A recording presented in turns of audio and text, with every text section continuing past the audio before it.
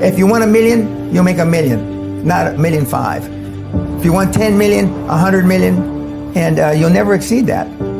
If you change 1 billion lives, that's a formula to become a billionaire and change the world. Time costs lives. Show me your friends and I show you your future. You want to know why you're all f***ed up? Just look at the bums you hang around with. I do what you don't want to do, that you know that you got to do to be where you want to be. Ted Turner just gave his 75th anniversary party on CNN a few months ago.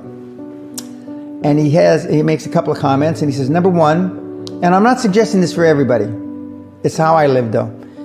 First 10 years of my starting CNN, I slept on my couch. I didn't have an apartment. Bill Gates slept in the office.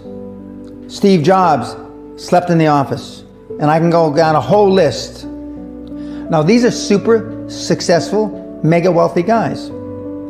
I slept in my office. Not everybody's willing to make that sacrifice. But it's not the only thing. But even if you don't sleep in your office, if you want to send your kids to a better school, if you want to be able to take care of your mother when she gets dementia, if you want to, this all takes money. My children aren't getting any of my money when I die. Not one centavo, not one penny. And two of my kids are cool with it. One of them's not so cool with it.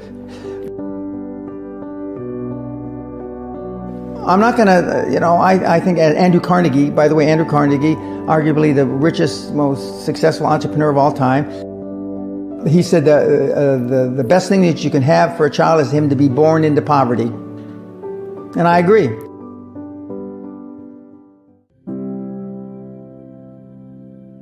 Lack of self-esteem, lack of self-worth. Now, they think they have self-worth. They think because they've made a few bucks. But in actuality, and when they measure it against the other 8, 10, 12 people sitting around the table, they realize, or they start to question, hell, maybe I was just lucky. Now, all of us, when you're only a one-trick guy or gal, think, was I lucky? Now, I've done it so many times, I know I wasn't lucky. I might have been lucky the first time, but I haven't been lucky the 15, 20, 40, 50. I know that. Okay. But maybe I was lucky the first time. But my life changed when I was pretty much a haphazard kid, got in a lot of trouble, got arrested 4 or 5 times, thrown in jail. And this was when my dad's a cop. But then I volunteered for the draft in 1966 at the height of the Vietnam War. And I went to OCS, and that changed my life because it was the really first real high performance thing that I could measure myself against with other people. 2/3 of all Fortune 500 CEOs have one thing in common: military background. Really? 2/3 of those 2/3 have something else: martial arts. What do you learn in martial arts, Brian? Discipline, focus. A lot of people don't believe they deserve to be there. I convince them, and we have these drills, why you belong there. A lot of people that come there, with money, that have made money, think they made it by accident. Right. I just had one of my superstars who's made $100 million tell me in the last week,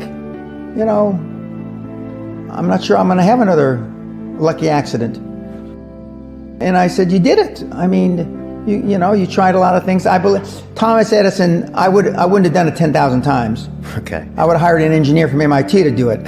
But I mean, I've tried a lot of things. Nobody's failed at more things than I have. And the first 100 million are successes, but I could write a book about failures that it'd be, because I've tried a lot of different things. Because failure is just testing.